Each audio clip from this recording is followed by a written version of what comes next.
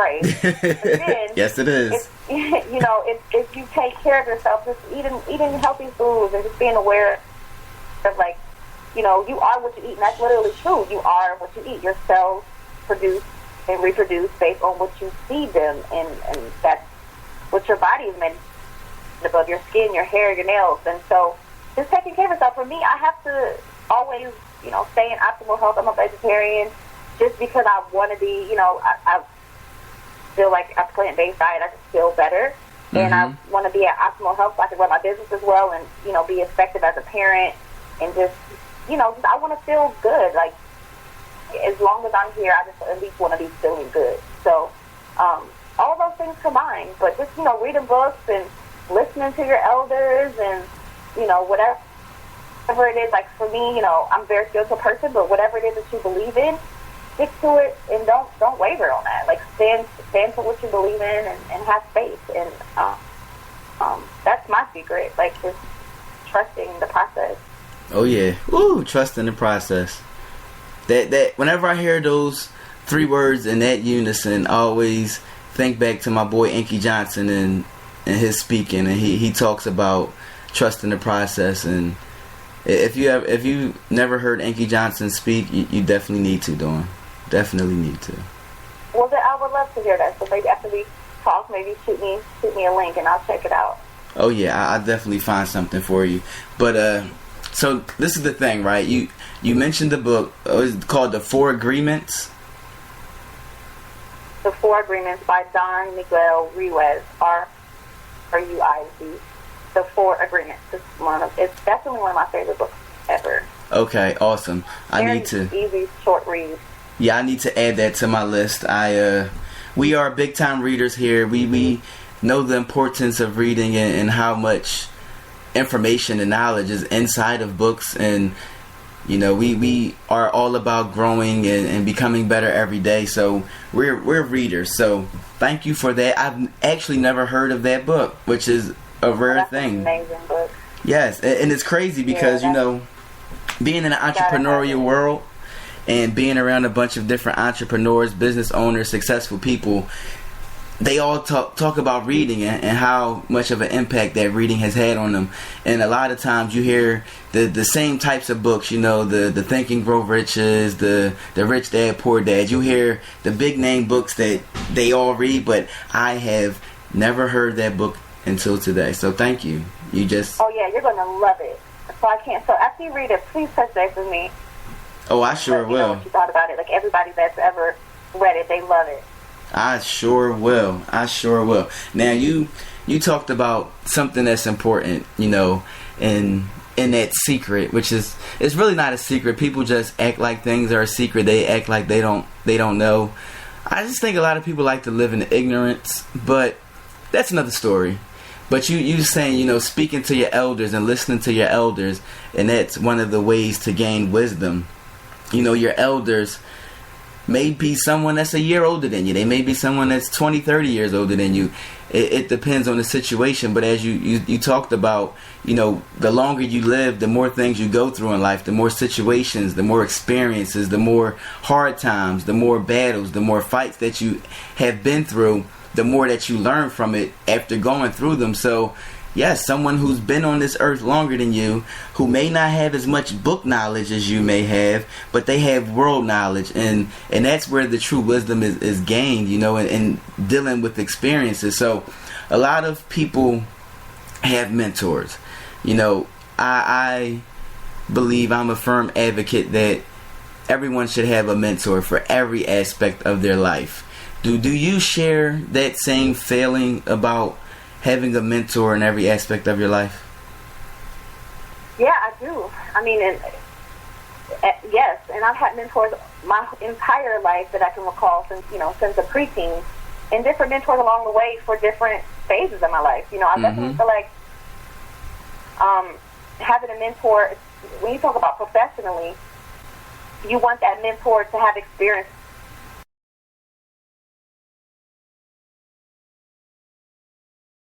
in my life as far as the careers and yourself to be mentored by them, and that's how I really learn and get advice. So, you know, when I started to get into doing, you know, online and doing my first business, Urban Star, we definitely had a mentor. Even young, you know, before I went to college and through high school, I had a mentor just helping me, coaching me to try to figure out what I wanted to do in my life. Always have some type of like a life coach person for my personal life, like as that type of a mentorship, just for a balanced perspective on things that I may go through in my life that I don't want to talk to a friend or a family about, because I want like really objective feedback, you know. Yes. So mentorship, I mean, it's very important. It's had a huge role in my personal and professional career. Now, even to the point where like I have advisors on my advisory board, and they're like formal mentors who are, you know, have equity in my company just to give me advice and just to help guide me. And then I have people that I reach out to. I have a list of like, this is a lot of people, but like 300 people that I've come in contact with over the past probably 5 years. And I send out a monthly newsletter to them and telling them what I'm working on, asking for their advice on things that I'm doing. And a lot of them reply back and say things to me, you know, or give me advice or make introductions or connections. So, you know, there's many different ways that you can receive mentorship. Maybe not always just one person or, you know, one situation with someone could come and just drop some information and some jewels on you really quickly out of nowhere and then, you know, disappear. So it's like a reason, season, or a lifetime, they say, that people come. So I've had many people in my life come in and out of my life that have brought valuable things, whether it be short-term or long-term. But it's definitely important to have someone there. Never try to go at this thing called life by yourself, especially entrepreneur life. You'll definitely lose your mind. It's a guaranteed way to lose your mind. Oh, yeah. Oh, yeah. I've learned firsthand. You know, when I first started out, I didn't really know about mentors, or I didn't really have that mentality. I was in a poor mindset. I can admit it. Y'all know I'm transparent on this show and on the whole network, but you know, I was in that place where I was trying to figure out, okay, so I want to make sure that my children don't have to go through the same things that I went through. So I'm going to work hard each and every day. I don't care if I have to work 20 hours in a day. I'm going to do it so I can give them a better life. And then as I started doing it, I started realizing, yeah, I had the money to do the things for them that I wanted to do, but then I didn't have the time to do anything with them because I was always at work. And so it was like, all right, you know what? It's something better than this. So I started my entrepreneurial endeavors about 7 years ago, and I was just going everything by myself, just everything. It was just, I got this. I don't need no help. I know what I'm doing, and it was horrible. Dawn, it was horrible. It was so, it was so just destructive. It was horrible. So, you know, as I went through it, and then I started to get feedback from other people, and they may not have had experience, but their information, their feedback, it was a form of mentorship that I really didn't know. And, you know, it helped me grow from where I was 7 years ago to where I'm at now. So it was definitely big for me. And, like, for you personally, like, can you expound on, like, the direct impact that some mentors have had on you since you first started your entrepreneurial businesses 15 years ago? I mean, the impact is really just, you know, getting great advice, making great connections for me, being a sounding board, you know, a person that I could talk to in confidence. I mean, of course, I don't always agree with everything they say. I don't always even go along with what they say. But it's important, I think, to have a balanced perspective. You know, like I said, mentors have come and gone. Like, sometimes you outgrow people, including mentors. Or sometimes it's, you know, it's not really relevant at the time what you're doing, and you may need someone else to give you that type of guidance or feedback. But just having somebody there that I can call or email, and then, you know, one of my mentors who's been my mentor since I was like 12, and now it's like a father figure, So yeah, it's great to just have somebody there. Really. that's amazing. Now, you said you had a list of about 300, and this is the end of the mentoring talk.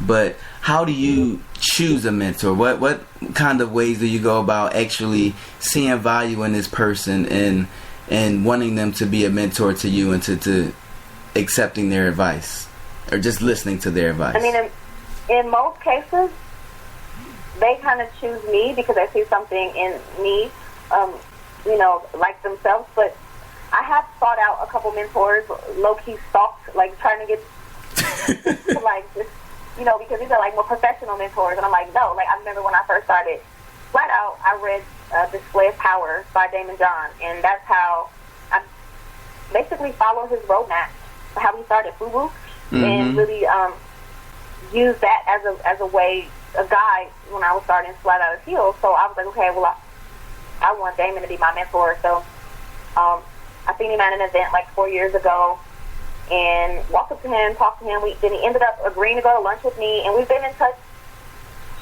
since then. And we've met many times, and he's, I can send him an email and ask him questions, and he replies. And that's great. And, that's very helpful to have that insight, and he's willing to make connections for me. Same thing with Lisa Price of Carol's daughter. Like, I just admire and adore her to death, and I've always thought she was just an amazing woman just from reading about her for all these years. And I've told myself, like, she's done exactly what I want to do. She built a brand, and it was acquired by a major brand, L'Oreal. So I want to talk to her. I want to know how she did that. And basically just, I was in a hit competition this year called Innovate Her through the SBA. Lisa was a judge. I came in second place in the competition, and asked the people, like, listen, I need to be in touch with her. Like, we have to talk.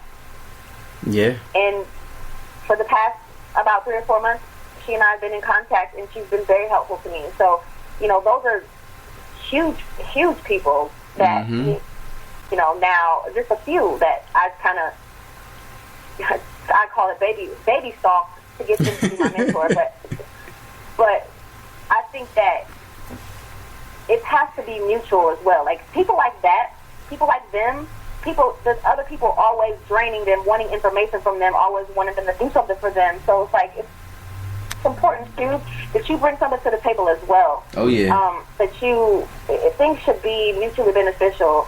So it's like, it's more than just saying, what can I do, what can I take from you, but like really building a relationship and trying to get to know the person on a human level, where it's not just like you're taking, because like I said, people like Damon and Lisa and other people that are pretty well-known, prominent, or wealthy people, you can imagine how they're inundated with questions and requests constantly. So just, also have to show your value. And it's important, too, when you're approaching somebody like that, to be ready. I get approached a lot by people, by entrepreneurs who want advice or connections, and a lot of times they don't come correct. And I don't respond. I mean, I'll reply, but I don't respond as far as what they need, because you can't approach a person and you don't have your shit together. Excuse my language, but you don't go to a person and you haven't figured it out yet. You haven't figured out your way. So when I go to a person, I'm so thorough. Like, I'm aiming to impress them, and I've done my research. I know all about you. I've read every article that you put out. I can quote articles. Like, you just have to show that you are not just wasting the time. You have to be ready, and that's what I was, and it's always very well received. That is awesome. And it's funny because, the baby stalking thing is something I'm actually doing right now. I actually just told myself a couple months ago that Damon John was going to be my mentor as well. And I went to one of his events. He wasn't there. Then I'm going to another one, the Get Motivated seminar, which is, I think, next week. And he's supposed to be speaking there. So I'm just going to find my way up to him. I'm okay. I'm very personable, so I'll just go anywhere, and I'm just all in everything. So yes, that is something that's real. The baby stalker mode It is definitely real. It is definitely real.